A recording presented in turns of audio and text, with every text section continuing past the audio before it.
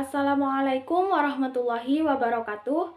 Saya Imelda Iza Afkarina, NIM 2003021100011. Saya dari kelas B, mata kuliah Islam dan Kebudayaan, program studi sastra Inggris.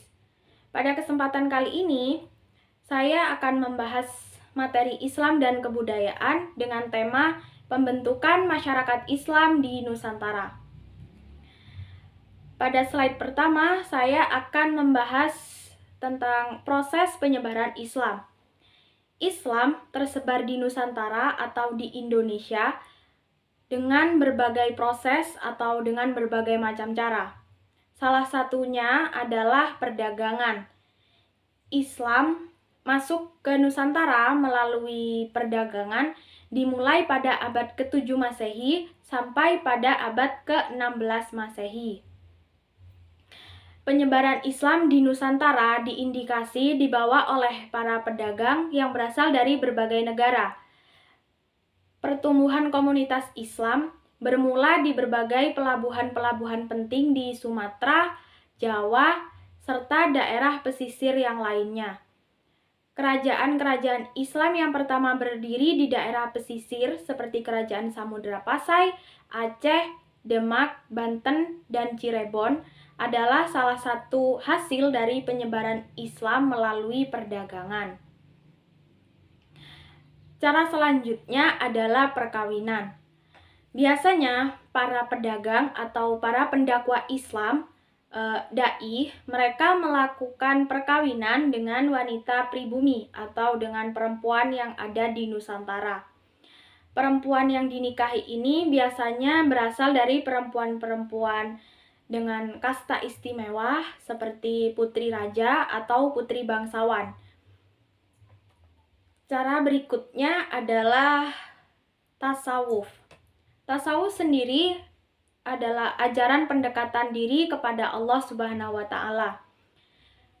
Cara tasawuf atau pendekatan diri kepada Tuhan dinilai lebih mudah untuk diterima pada orang yang sudah memiliki dasar ketuhanan. Sebab pada masa itu, masyarakat yang ada di Nusantara sudah memiliki keyakinan tersendiri, yaitu keyakinan monoteis yang menyembah satu Tuhan. Agama tersebut adalah agama Hindu dan agama Buddha. Agama Hindu dan Buddha sendiri sudah memiliki konsep monoteis atau tauhid yang mengesahkan Tuhan yang Maha Esa. Cara berikutnya adalah politik.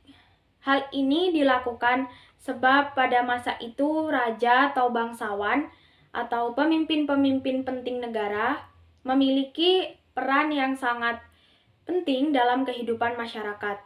Sehingga apapun yang dilakukan oleh raja, maka akan diikuti oleh rakyat. Singkatnya, rakyat akan mengikuti apapun perintah serta perilaku raja. Cara berikutnya adalah kesenian. Penyebaran Islam melalui seni berupa seni musik, seni pahat, bangunan, sampai seni sastra. Contohnya adalah seni wayang dan juga seni arsitektur masjid. Cara selanjutnya atau cara yang terakhir adalah pendidikan. Pendidikan memiliki peran yang sangat penting dalam penyebaran Islam. Seperti contoh adanya lembaga pendidikan Islam pondok pesantren. Dengan seluruh proses penyebaran tersebut, Islam yang dulunya hanya komunitas kecil berkembang menjadi kesatuan masyarakat, bahkan kerajaan Islam. Itulah yang disebut sebagai Islamisasi Nusantara, yaitu proses pengislaman atau pemindahan agama dari agama yang sebelumnya Hindu-Buddha menjadi agama Islam. Inilah yang disebut dengan Islamisasi Nusantara. Berikutnya, saya akan membahas pesantren hasil asimilasi pendidikan sebelum Islam atau Hindu-Buddha. Dalam Islam, pesantren dikenal sebagai tempat pendidikan agama serta pendidikan tradisional berbasis asrama, di mana siswanya tinggal dan juga belajar bersama-sama di bawah bimbingan guru. Dan guru tersebut biasanya dikenal dengan sebutan kiai. Pesantren atau pondok pesantren berasal dari istilah Hindu-Buddha. Itu mengapa pesantren disebut hasil asimilasi agama sebelum Islam. Istilah pondok berasal dari istilah Hindu-Buddha, yaitu padepokan. Artinya adalah tempat belajar atau tempat pendidikan. Sedangkan kata santri atau pesantren berasal dari istilah Hindu-Buddha, yaitu cantri atau cantrik. Pada masa itu, cantri adalah murid atau orang yang belajar. Disebut juga atau diartikan juga sebagai orang yang pandai. Pesantren yang dicetuskan oleh para sufi atau para penyebar Islam yang di Jawa sendiri disebut dengan Wali Songo, tercatat sebagai hasil dakwah yang sangat menakjubkan. Mengapa demikian? Karena pondok pesantren berhasil membaurkan nilai religius tauhid Shiva Buddha yang pada saat itu dikenal sebagai Advaya Sastra dengan tauhid Islam, sehingga sistem pesantren mudah untuk diterima. Berikutnya, saya akan membahas tentang islamisasi nilai seni dan juga budaya Nusantara, atau islamisasi nilai seni budaya Nusantara. Islamisasi budaya Nusantara selalu menyisakan warisan kepercayaan lama yang kemudian dibersihkan dari hal-hal yang berbau syirik. Hal ini bertujuan untuk meneguhkan konsep monoteisme atau tauhid yang ada dalam agama Islam. Contohnya adalah seni wayang.